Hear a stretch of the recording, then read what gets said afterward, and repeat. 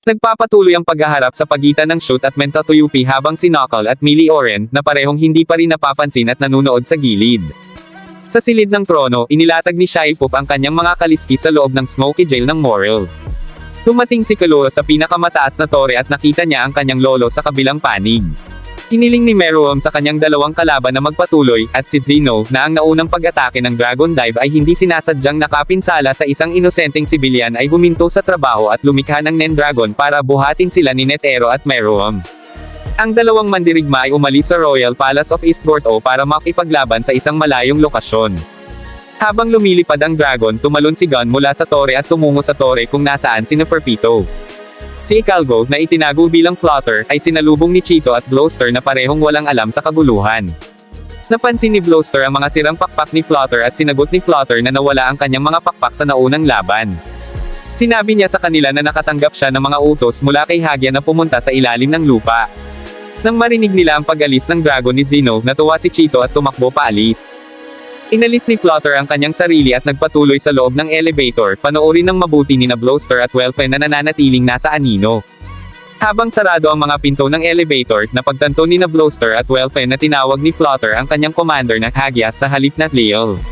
Samantala, sa silid ng trono, ang mga kaliskis ng pakpak ni Shaipop ay bumabalot sa loob ng Smoky Jail. Ang Morel ay maingat, minsang sinabi sa kanya ni Nog na ang mga timangan ay maaaring magpa-hypnotize ng mga tao. Pinipigilan niya ang kanyang hininga habang si Shaipop ay patuloy na nagsasalita. Tinatasan niya sa isip ang mga emosyon ni Morel sa pamamagitan ng kanyang mga kaliskis. Napagpasyahan niya na ang Morel ay may rasyon na 2:3, 5 ng pag-iingat, pagpapasya at pagtitiwala.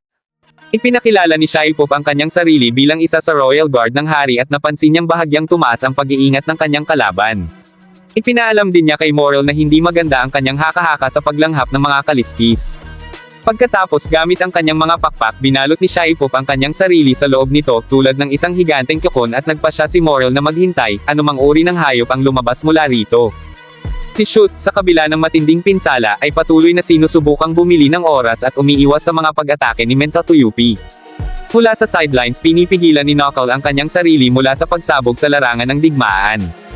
Kung gagawin niya, maaalarma si Mentatuyupi sa isa pang kalaban. Nagsisimula siyang umiyak dahil hindi niya matulungan ang kanyang kaibigan na nangangailangan. Noon lamang noong APR lilito at nagdaragdag ng interes sa hindi mapag-aalinlangan ng Royal Guard na nagpapahiwatig na 10 segundo na lang ang lumipas. Ngunit nang mas matamaan si Shoot, sumugod si Knuckle, napigilan lamang ni Melee-Oren.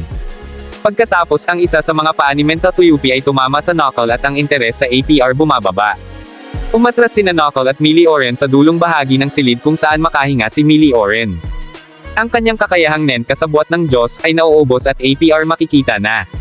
Napansin ni Mentatuyupi ang kakaibang nilalang at napagtanto na ang naunang nataman niya ay tiyak na natugunan ang kondisyon ng kakayahan.